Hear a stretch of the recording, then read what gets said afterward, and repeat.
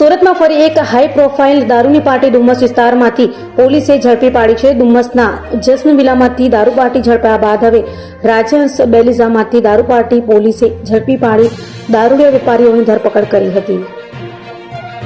સુરતના Dumas police station હદ વિસ્તારમાં ફરી એકવાર દારૂ પાર્ટી ઝડપાઈ છે. રાજહંસ બેલીઝામાં બી ટાવરના ફ્લેટ નંબર 1317માં ચાલતી પાર્ટી પર પોલીસે દરોડા પાડ્યા હતા. પોલીસે સ્થળ પરથી 14 દારૂની બોટલ, 8 મોબાઈલ ફોન અને એક કાર સેટનો મુદ્દામાલ જપ્ત કર્યો છે. જ્યારે પોલીસે સ્થળ પરથી દારૂડિયા વેપારીઓ જેમાં અનુપમ પાંપાડિયા, ગોપાલ રાઠી, ધીરજ પાંપાડિયા, આનંદ પાંપાડિયા, મુજસર માકડા અને ગગન ચાંદકની ધરપકડ કરી હતી.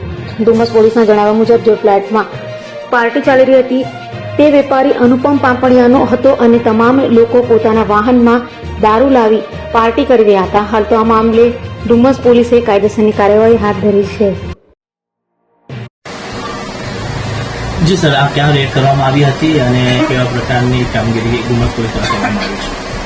માનનીય પોલીસ કમિશનર શ્રી સુરત શહેર વાબાંગ જમીર સાહેબ નાઓની સૂચના આધારે વિસ્તારમાં પ્રોહિબિશનની પ્રવૃત્તિ ડામવા માટે સૂચના આપેલ હતી. જે આધારે ડુમ્મસ પોલીસ સ્ટેશન રાત્રે પેટ્રોલિંગમાં હતી. એ દરમિયાન બાતમી મળેલ હતી કે રાજહંસ બેલીઝામાં એક ફ્લેટમાં કેટલાક કિસ્સાઓ દારૂની પાર્ટી કરી રહેલ છે. જે આધારે અમોએ અમારી ટીમ સાથે રેડ કરતા રાજહંસ બેલીઝામાં બી ટાવરમાં કેટલાક કિસ્સાઓ એક રૂમમાં દારૂની પાર્ટી કરતા પકડાઈ ગયેલ છે. સર, આ ફ્લેટ કોનો હતો અને કેટલી દારૂ ત્યાંથી મળી આવી છે? પ્રાથમિક તપાસ દરમિયાન આ ફ્લેટ કોઈ અનુપભાઈ નામના એક વ્યક્તિનો હતો અને તપાસ દરમિયાન રેડ દરમિયાન 14 જેટલી ઇંગ્લિશની દારૂની બોટલો મળી આવી છે.